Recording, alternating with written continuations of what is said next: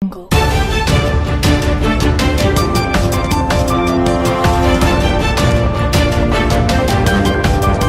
wacan wanaagsan daawadayaal ku soo dhawaada warka rajo qaran TV qodobada aad ku daawan doontaan warka rajo qaran TV-na waxaa ka mid noqon doona faahfaahin dheeraad oo ka soo baxaya dagaal xalay ka dhacay gobolka Shabeellada Hoose howlgalo xalay laga sameeyay xaafado ka tirsan magaalada Muqdisho maxaa looga hadlayaa shirka madaxda maanta uga furmaya magaalada Garowe weerar lagu qaaday saldhig ay leeyihiin ciidamada Kenya ra'iisul wasaare Qare oo kulan xasaasi ah la qaatay madaxweynaha Galmudug laba qodob oo xasaasi ah oo la isku hayo shirka maanta ka furmaya magaalada Garowe taabid cabdi oo sharaxaad dheeraad ka bixiyay qorshaha xisbigiisa cusub ee awoodda shacabka tirada dadka rayidka ee Mareykanka ay ku dileen Soomaaliya oo la shaaciyay iyo askar Turkish ah oo lagu dilay weerar ka dhacay Syria intaasi waa qodobada aad ku daawan doontaan warka rajo qaran TV haatan u diyaar garoobayna daawataan isagii oo fidsan taariikhdu waxa ay tilmaamaysaa 5 bisha shanaad sanada 2019 aynu ku bilownay dagaal aad u culus ayaa waxa uu ka dhacay deegaanka Bariire ee gobolka Shabeellada Hoose waxa uu u dhaxeeyay ciidamada dawladda iyo kuwa Al-Shabaab dagaalka ayaa yimid kadib markii Al-Shabaab ay weerareen deegaanka Bariire hoostaga degmada Awdigle halkaasi oo maalmo ka hor ay ciidamada dawladda la wareegeen waxaana dadka deegaanka ay xaqiijinayaan inuu dhacay dagaal culus oo muddo saacad ka badan socday wararka qaar ayaa sheegaya in dagaalku ka dhashay khasaare kala duwan oo labada dhinac ah saraakiil ka tirsan ciidamada xoogga dalka ayaa ay sheegeen in Al-Shabaab ay doonayeen in dib u la wareegaan deegaanka Bariire ay yeesheen ciidamada danab oo ku sugan halkaasi ay iska caabiyeen weerarkii kaga yimid dhinaca Al-Shabaab wararkii ugu dambeeyay naga soo gaaray deegaanka Bariire ayaa waxay sheegayaan in ciidamada dawladda ay wadaan dhaqdhaqaaqyo ciidan oo ay ku baadigoobayaan xubnaha ka tirsan Al-Shabaab ee weerarka ku soo qaaday geesta kalena ciidamada ka tirsan booliska Soomaaliya ayaa waxay howlgal ka sameeyeen xaafado ka tirsan degmada Xamrweyne ee gobolka Banaadir howlgalkaasi oo ah mid amniga lagu xaqiijinayo sida ay sheegeen saraakiisha hogaaminayay ciidamada ayaa si gaar ah waxay howlgalka uga sameeyeen xaafadaha Roma iyo xaafadaha ku dhow suuqa degmada Xamrweyne waxaana ay baaritaanada ku sameeyeen gaadiidka noocyadiisa kala duwan ee xaafadaasi dhex maray iyo sidoo kale dadka ciidamada howlgalka sameeyay ayaa watay gaadiidka noocyadiisa kala duwan waxaana qayb ka ah ciidamada sida gaarka u tababaran ee Minabaarka kuwaas oo howlgalka ka qayb qaadanayay howlgalka oo soo gaaray ilaa iyo xilligii dambe ee xalay ayaa waxa lagu soo qabtay dad u badan dhalinyaro wala wararkan helena ay sheegayaan badankood la sii daayay dadkii ciidamadu ay howlgalka ku soo qabteen ay ku sugnaa degmada Xamrweyne saraakiisha booliska ayaan wax faahfaahin wali ka bixin howlgalka xalay laga sameeyay xaafado ka tirsan degmada Xamrweyne ee gobolka Banaadir waxaana uu qayb ka yahay howlgallo maalmihii la soo dhaafay ciidamada ka tirsan dawladda ay ka sameeyeen magaalada Muqdisho iyo duleedkeeda dhinaca kalena maanta ayaa lagu wadaa in magaalada Garowe ee xarunta gobolka Nugaal uu shir uga furmo madaxda ugu sareysa dawladda federaalka Soomaaliya iyo madaxda dawlad goboleedyada xubnaha ka ah dawladda madaxweynaha Soomaaliya Maxamed Cabdullaahi Farmaajo ra'iisul wasaare Xasan Cali Qare iyo madaxda maamul goboleedyada Hirshabelle Koonfur Galbeed Galmudug Puntland Jubbaland iyo gudoomiyaha gobolka Banaadir ayaa Garowe ku wada sugan kuwaasi oo kulamo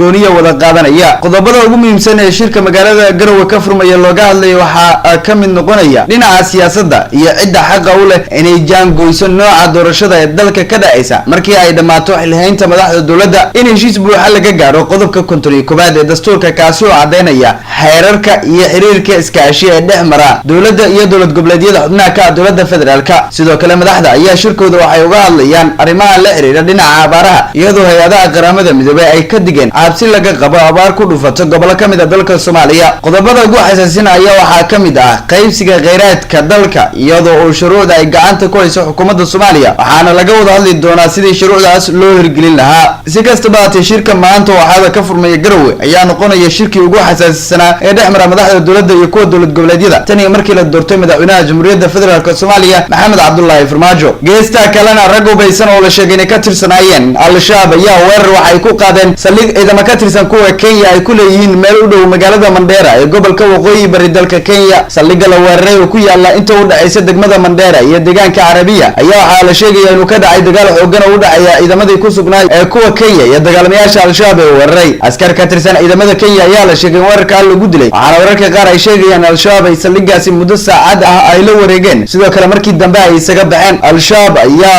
warar ay ku qoreen baraha ay ku leeyihiin internetka waxay ku sheegeen in saldhigga ciidamada Kenya ku yaala meel u dhow magaalada Mandera ay weerareen isla markaana ay la wareegeen saraakiisha ciidamada Kenya ee gobolka Waqooyi Bari dalkaasi weli kama aysan hadlin weerarkii ragga hubeysan ee ka tirsan Al-Shabaab ay ku qaadeen saldhigga ciidamadoodu ku leeyihiin inta u dhaxaysa magaalada iyo deegaanka Carabiya dhinaca kalena ra-iisul wasaaraha xukuumadda Soomaaliya mudane Xasan Cali Kheyre iyo madaxweynaha Galmudug Axmed Ducaale Geelle Xaaf oo ku wada sugan magaalada Garowe ee xarunta gobolka Nugaal ayaa waxa ay wada yeesheen kulan gaar ah. kulankan ayaa waxa qayb ka ahaa xubno ka tirsan golaha wasiirada Galmudug waxaana ay uga wada hadleen habkii xal waara loogu heli lahaa khilaafka u dhaxeeya dowladda federaalka iyo maamulka Galmudug. wararka la helay ayaa sheegayaan mas'uuliyiinta kulankooda ay isku muujiyeen xogaha isku duwanaanshaha isla markaana ay ka wada hadleen sidii loo dhameyn lahaa khilaafka dowladda iyo maamul goboleedka Galmudug iyo khilaafka ka dhaxeeya madaxda sare ee Galmudug. madaxda dowladda federaalka iyo Galmudug ayaa waxa u dhaxeeya khilaaf muddo soo jiitamay kaasi oo keenay inaysan wax wada shaqeyn dhex marin dowladda Soomaaliya iyo maamulka Galmudug iyadoo si lamid ah maamulada kale ee dowladda uu khilaaf ka dhaxeeyo. geesta kalena guddiga madaxa bannaan ee doorashooyinka qaranka ayaa shalay diiwaan geliyay xisbi siyaasadeed oo cusub oo la magac baxay xisbiga awoodda shacabka People Power Party. gudoomiyaha guddiga doorashooyinka qaran Xaliima Ibraahim Ismaaciil ayaa shahaadada aqoonsiga kumeel gaarka ee diiwaangelinta guddoonsiisay Cabdullaahi Cilmi Xaaji Ereg oo ah gudoomiyaha kumeel gaarka ee xisbiga awoodda shacabka waxaa hogaaminaya gudoomiyihii hore ee gobolka Banaadir mudane Taabid Cabdi Maxamed. gudoomiye Taabid oo hadlay ayaa sheegay sababta ay xisbigan cusub ee PP u aasaaseen iyo ujeedkooda. dal waxa uu horumaraa marka awoodda shacabka la siiyo. dal aanu dadkiisa awood lahayn ma horumaro. awoodsiinta ummadda Soomaaliyeed ayaan ka shaqeyn doonaa ayuu yiri Taabid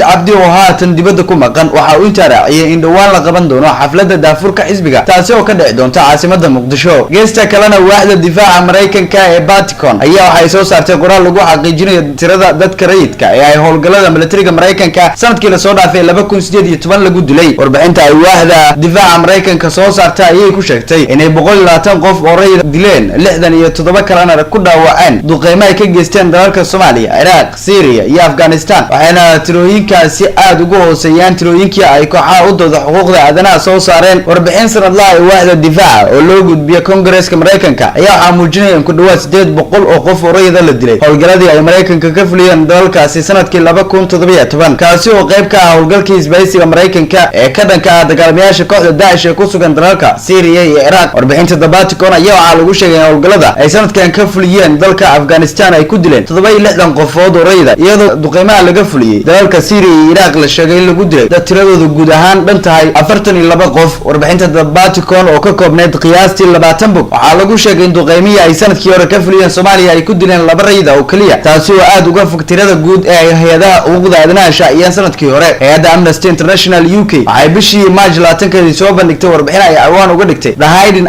Us War in Somalia oo la micnaa dagaalkii qarsoonaa ee Mareykanka ee gudaha Soomaaliya uu ka wado kaasi oo lagu faahfaahiyay duqeyn ay Mareykanka ku dileen dad rayid ah. warbixintaasi ayaa lagu xusay in 14 qof oo rayid la dilay halka 8 kale lagu dhaawacay 5 kamid ah 100 duqeymood oo Mareykanka ka geystay Soomaaliya tan iyo bishii March sanadkii 2017. warbixinta ayaa waxaa lagu sheegay in 5 duqeyn ay diyaaradaha droneska Mareykanka ee Reaper iyo kuwa kale ka fuliyeen qaybo kamid ah gobolka Shabeellada Hoose waxayna duqeymahaasi u muuqdaan kuwa xadgudub ku ah shuruucda caalamiga ee xuquuqda aadanaha iyo in laga yaabo inay yihiin dambiyo dagaal. dhinaca kale hay'adda Amnesty International USA waxay soo dhaweysay warbixinta ay waaxda gaashaandhigga Mareykanka ka soo saareen khasaarihii dadka rayidka ka soo gaaray howlgalladii ay sanadkii hore ka fuliyeen dalal ay Soomaaliya ku jirto. agaasimaha ammaanka ee xuquuqda aadanaha ee hay'adda Amnesty International USA Devan Evatro waxay sheegtay in nasiib xumo ay tahay in warbixinta waaxda difaaca soo saartay ay weli ka hooseyso tirada dadka rayidka ay khasaaraha ka soo gaareen howlgallada ay Mareykanka hogaaminayaan. qaas ahaan wararka ku aadan khasaaraha soo gaaray rayidka ku nool dalalka Soomaaliya iyo Syria waxay ku baaqday in loo baahan yahay in talaabo dheeraad la qaado si loo yareeyo khasaaraha dadka rayidka ka soo gaara duqeymaha Mareykanka.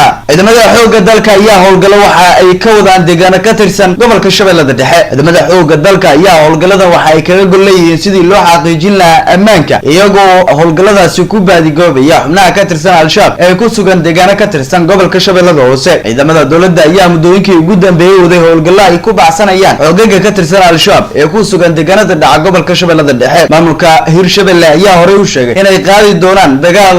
Al-Shabaab looga sifeynayo deegaanada dhaca gobolka Shabeellada Hoose. halka warkaasi ka daawanaysaan waa Rajo Qaran TV. askar Turkish ayaa lagu dilay weerar ka dhacay Syria. 4 askari ayaa la dilay 2 kale waa la dhaawacay kadib markii ciidanka Turkiga iyo maleeshiyada Kurdishka ee YPG uu dagaal ku dhexmaray degmada Tel Rifad ee waqooyiga Syria iyo weerar hobiyala oo lala beegsaday saldhigga ay militariga ku leeyihiin gobolka Hakkari ee koonfurta bari ee Turkiga. askarta la dilay ayaa la sheegay inuu kamid ahaa sarkaal ay darajadiisu ahayd gaashaan leh halka sarkaal kale oo gaashaan la sare ahaa uu si xun ugu dhaawacmay weerarkaasi. hadal ka soo baxay wasaaradda difaaca ee Turkiga ayaa lagu xaqiijiyay khasaaraha soo gaaray ciidankooda balse balse waxa ay sheegtay inay qaadeen weerar argoosia kuna dileen 28 ka tirsan maleeshiyada kurdishka gudaana qiyaaray warkii aad ka daawanayseen rajo qaran TV wanageynta si aad u heshaad buuxi warar ay ku soo kordhagayga Soomaalida iyo daafaca caalamka subscribe saaro rajo qaran TV waad ku mahadsantihiin la socodka wararkeena iyo barnaamijyadeena